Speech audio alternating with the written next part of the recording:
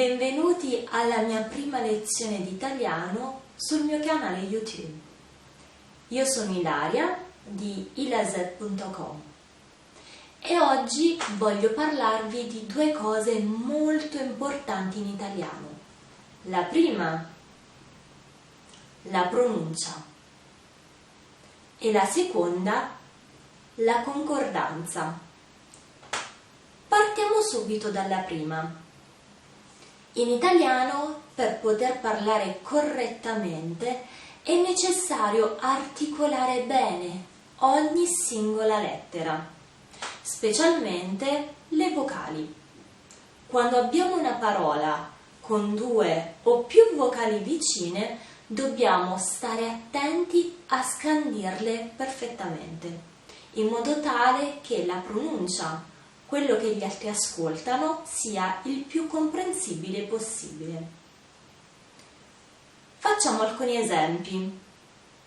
Io adesso vi dirò alcune parole e, se volete, provate a pronunciarle insieme a me. Aiuola, auto,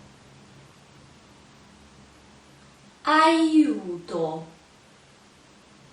Ecco, potete notare, potete vedere come io tendo a muovere tantissimo la bocca.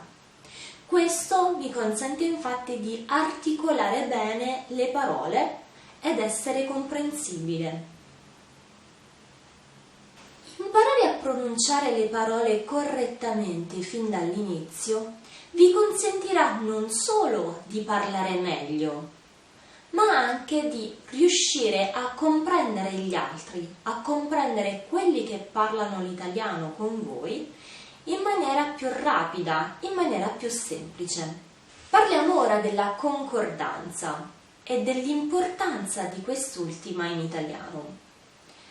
In italiano, forse sapete già, che sono molto importanti genere e numero.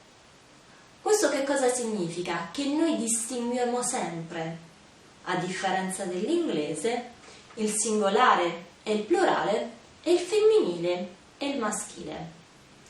Quindi questa cosa è fondamentale nel momento in cui si parla. Che cosa significa questo? Che il nome deve essere associato all'articolo corretto e di conseguenza all'aggettivo e anche al verbo giusto.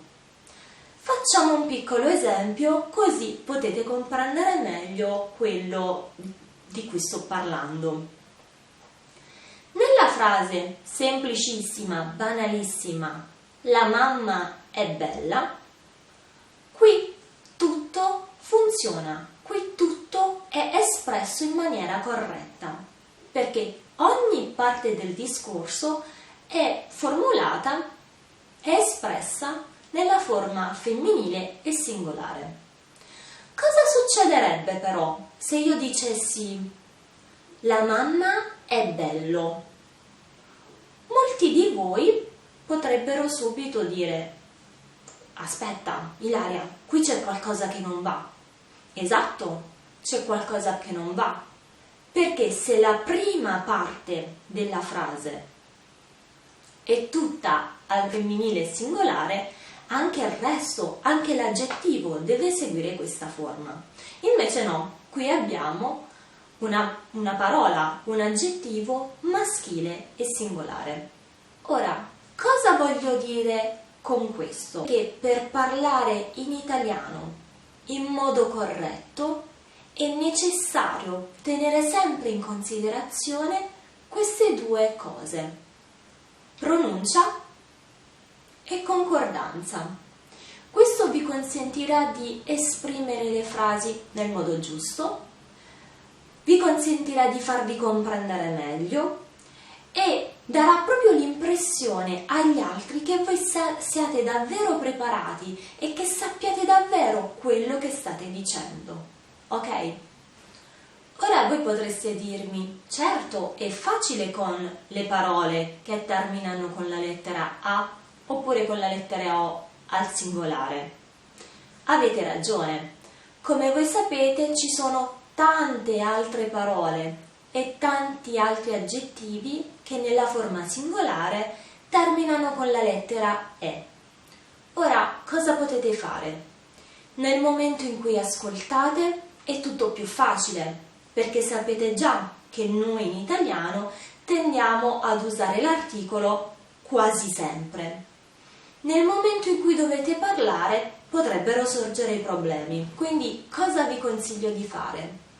Quello che vi dico di fare è cercare di memorizzare almeno le parole più utilizzate in italiano che finiscono con la lettera E nella forma singolare con il rispettivo articolo. Alcune di queste parole, che sono sicura che sapete già, possono essere il cane, la carne, il pane, la televisione e così via. In questo modo, nel momento in cui dovete parlare, tutto risulterà più facile, perché avete già insieme, avete già unito articolo e parola. Ora voglio sapere da voi, avete particolari problemi con la concordanza oppure con la pronuncia?